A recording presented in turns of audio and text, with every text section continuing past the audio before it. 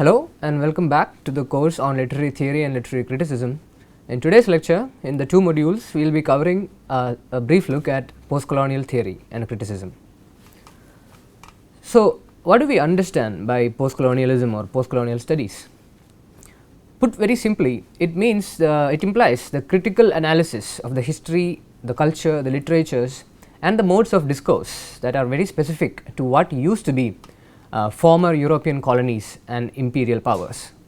And by former European colonies and imperial powers, we are talking about countries like England, Spain, France, etc., all of which had colonies outside their own territories. Now, these studies focus especially on the third world countries in Africa, Asia, the Caribbean islands and South America.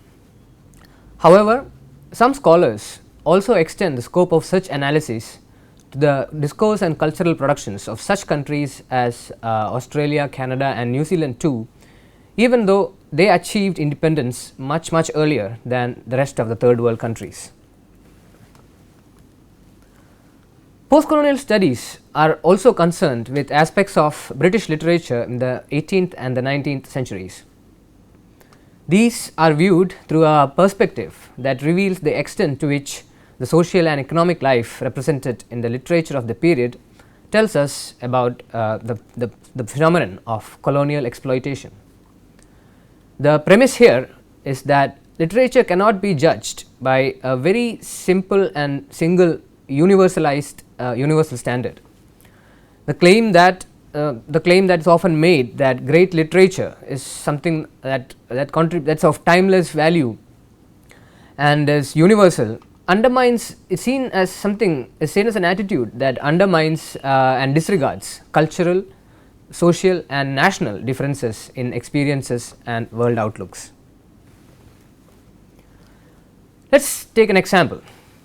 For instance, to claim that Thomas Hardy's Wessex novels are basically an exploration of the fundamental and universal aspects of the human condition would be to completely overlook the factor that his novels are very regional, historically specific and are mostly really white masculine working class narratives. Post-colonialism aims to reject this kind of universalism. Instead, it seeks to expose white Eurocentric norms and practices which try to pass off as natural and thereby assume an elevated status. Post-colonial criticism perhaps gained impetus with the publication of Frantz Fanon's The Wretched of the Earth, which was published in 1961 originally in French.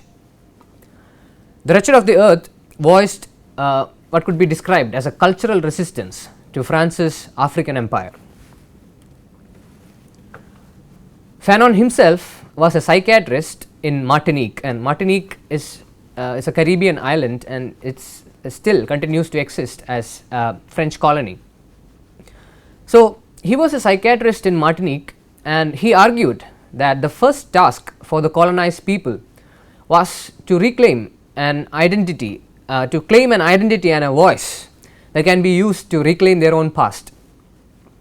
The European colonizing power had simply devalued the nation's past, seeing its pre-colonial era as an era of pre-civilization, almost like a limbo kind of state of affairs, and it was even the pre-colonial history of these places were even read as something that represented a historical void. Fanon argued that both white and black children were taught to see history, culture and progress as something that began with the arrival of the Europeans. Post-colonial perspectives are thus informed by a need to reclaim one's pre-colonial past and the need to wash out the colonialist ideologies by which this past has been eroded away and thereby devalued. Along with Frantz Fanon, Homi Bhabha is also one of the most important figures in contemporary post-colonial studies, and Bhabha's significant contribution is that he has coined a number of the field's neologisms or key terms that were originally coined for the purpose of theorizing certain aspects. So, he coined a lot of terms himself and also gave us a lot of key concepts such as hybridity, mimicry, difference and ambivalence. According to Bhabha's theory, such terms describe the ways in which colonized people have resisted the power of the colonizer. You might be surprised to know that Homi Bhabha is an Indian, and in 2012 he was awarded the Padma Bhushan Award in the field of literature and education by the Indian government. Much of Bhabha's work, including The Location of Culture, which came out in 1994, focuses on the politics, the emotions and the values that exist in the space between the colonizer and the colonized. Which is to say that Homi Bhabha makes the argument that culture is something that needs to be seen more than, something that is more than merely a distinction between us and the other. So, there can't be a case of us versus them kind of a logic operating there. They need to be seen as the sum of their histories. Bhabha likes to use the word hybrid, meaning something that is composed of mixed elements, to describe post-colonial people and experiences.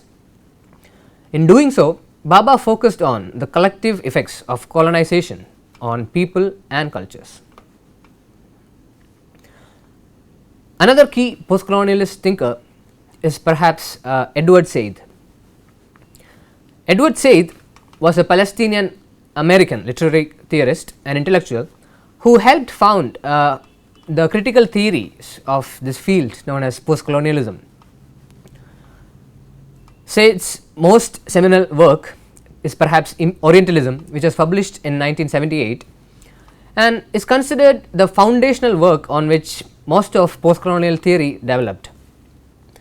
Bhabha's own work develops many of the ideas that were originally offered to us by Edward Said.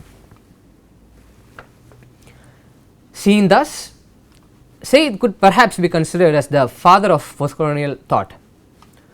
His work focused on exploring and questioning the artificial boundaries or the stereotypical boundaries that have been drawn between the East and the West, specifically as they relate to the Middle East. In doing so, Said focused specifically on the stereotypes of Middle Easterners. However, these very same ideas can also be extended to include how we view all kinds of otherings. This is the us versus other mentality that many colonizers take with them into a new country. Such simple generalizations lead to misconceptions and miscommunications, which are very often the basis of post-colonial analysis. Orientalism applied what can be described as a revised form of Michel Foucault's historicist critique of discourse to analyze what Said called cultural imperialism.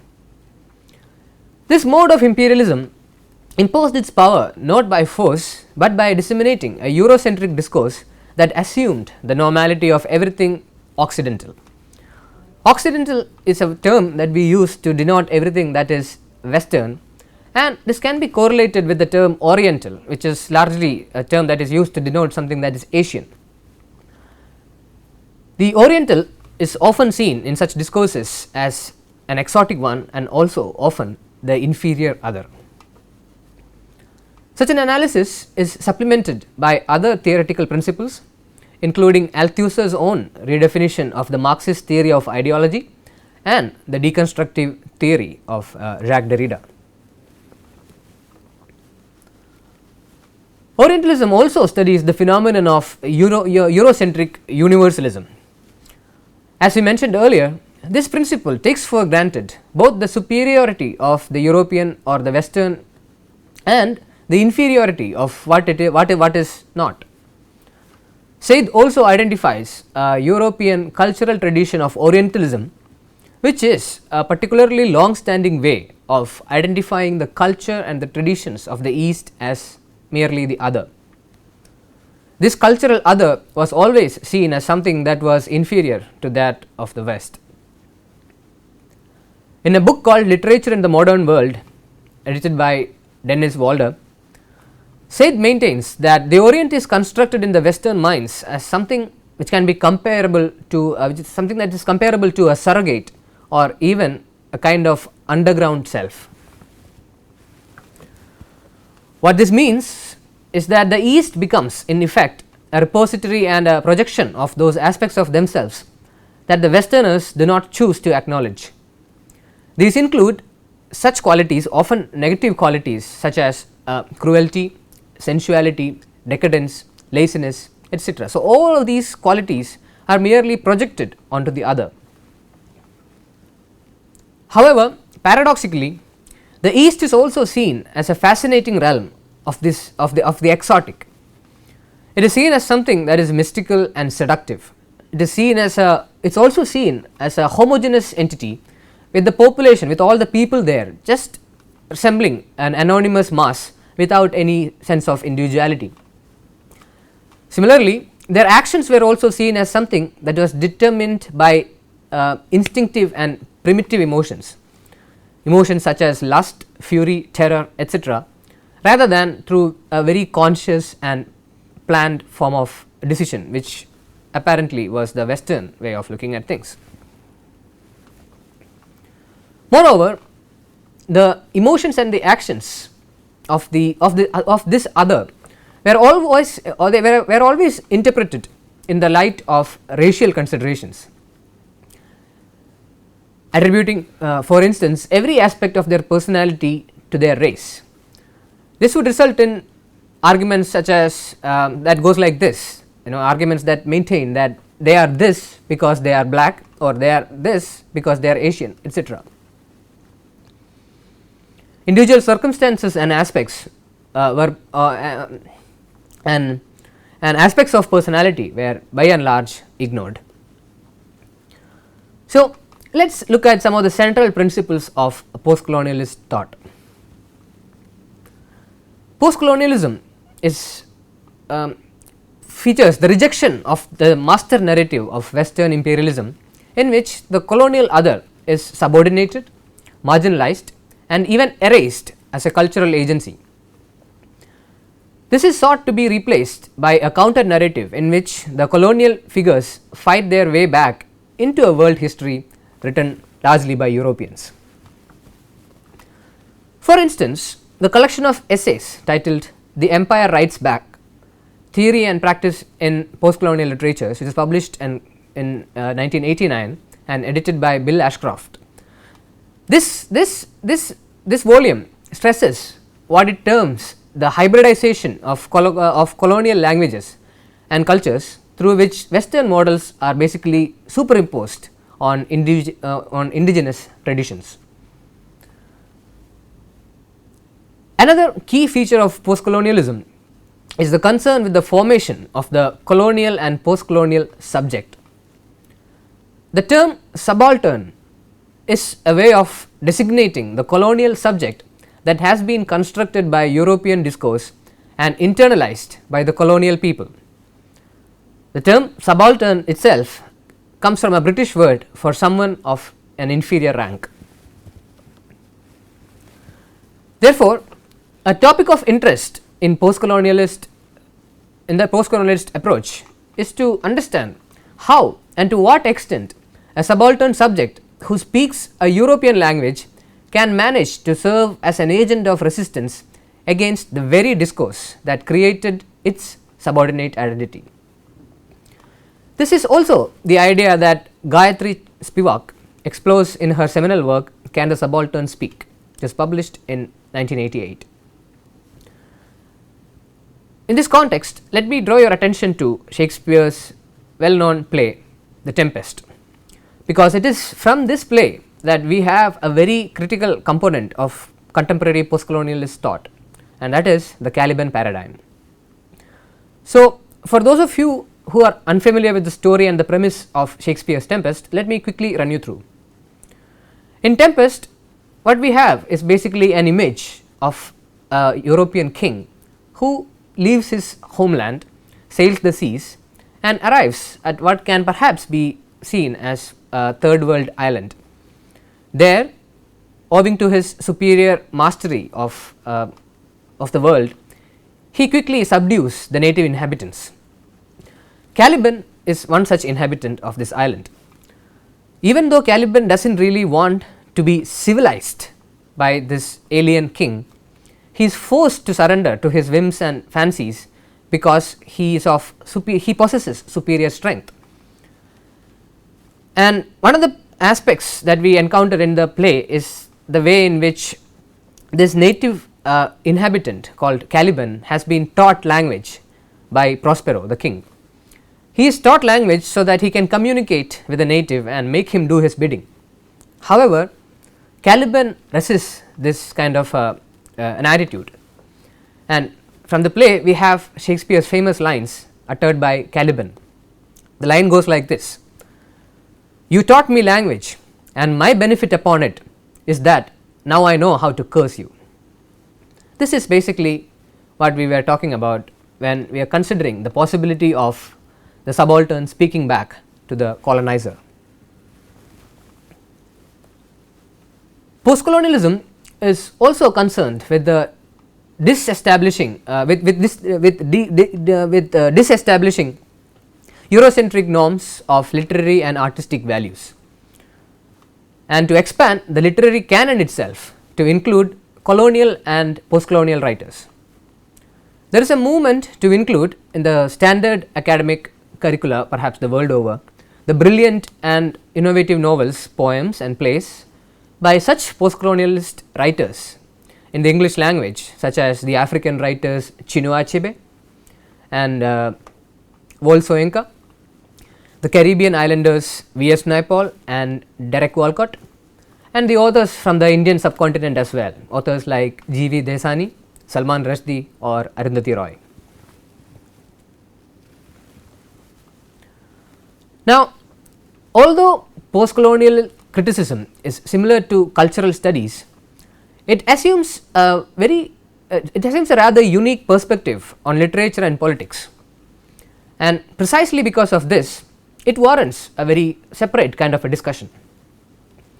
Specifically, post-colonialist critics are concerned with literature produced by colonial powers and works produced by those who were or are or who continue to be colonized.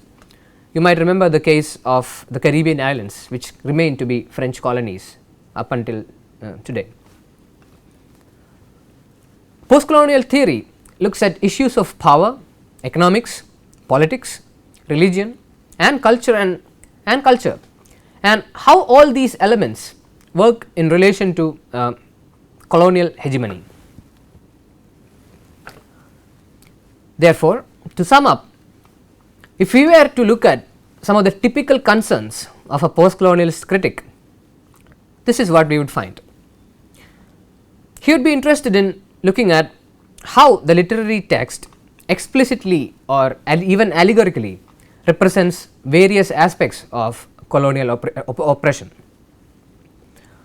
The post-colonial critic would also be interested in finding out what the text itself reveals about the problematics of the idea of a post-colonial identity, and this would entail studying the relationship between the personal identity and the cultural identity of the colonized subject, and would also deal with such issues as the phenomenon of double consciousness or even having a hybrid identity.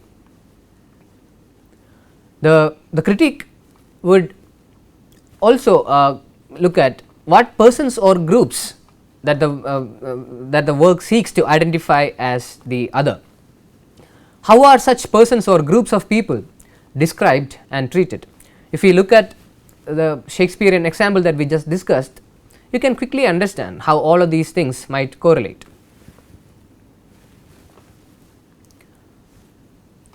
The post-colonial outlook would also be interested in finding out how a literary text in the Western canon reinforces or even undermines the colonialist ideology through its representation of colonization.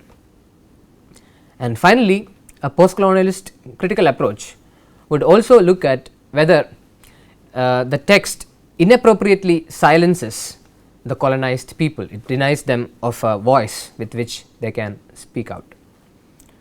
And with that, we conclude our discussion of the first module in post-colonialist theory and criticism.